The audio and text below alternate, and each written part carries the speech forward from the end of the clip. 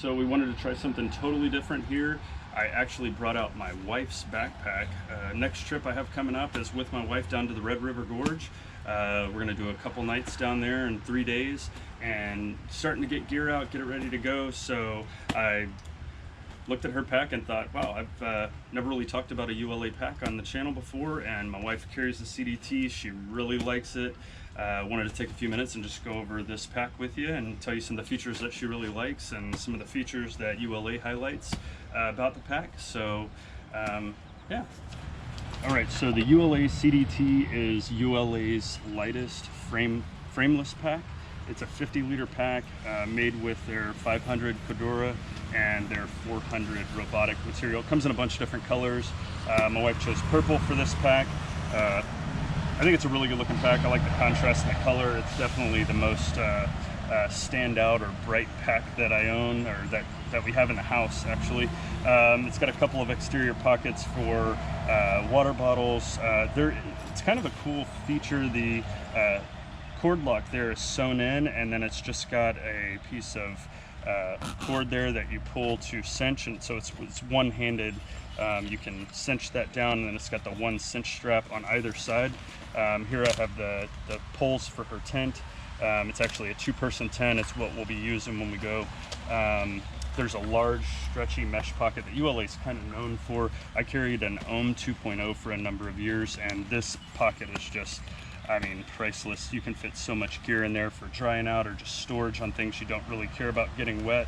Outside there's also a couple of cinch cords here at the top and the bottom of the stretchy mesh pocket. Mostly, I'm assuming for carrying trekking poles, something like that. Other than that, I mean, it feels like a really strong pack. She's had a lot of luck with it.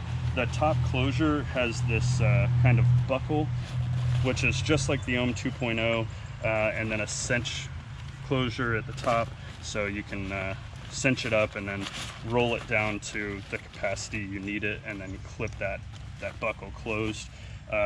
On the back side of the pack, it does have a very ergonomic kind of S shape to the shoulder straps, which is more of a, I think a shoulder strap that's designed for a female body.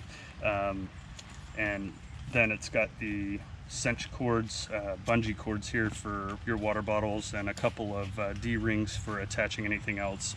I think she usually does like a hand sanitizer there.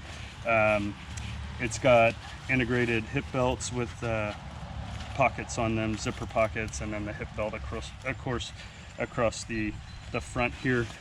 Total pack weight on hers, it is a small, was right at 23.7 ounces, so it's not a really light pack, but man, this thing's just bulletproof. So it'll hold everything that she needs, being at 50 liters.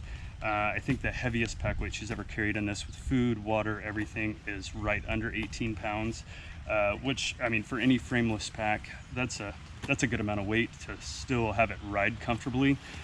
Even though they call this a frameless pack, it has a like a pad in the back. It's a closed cell foam pad that slides down the back of it. On the Ohm, they have that foam pad. It is removable. I need to look at the inside of this. I actually have never checked to see if that was removable. I know it's got a hydration sleeve on the inside and a little zipper pocket that you can remove.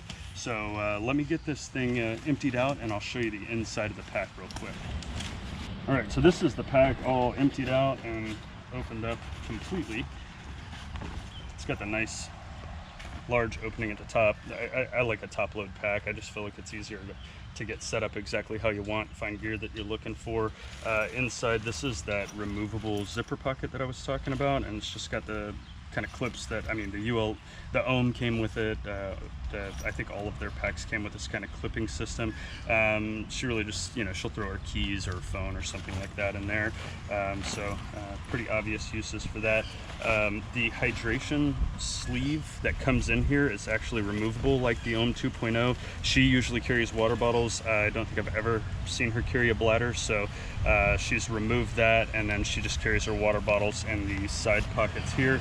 And then actually the thing that I had never looked at on this pack was that the foam pad on the inside is removable.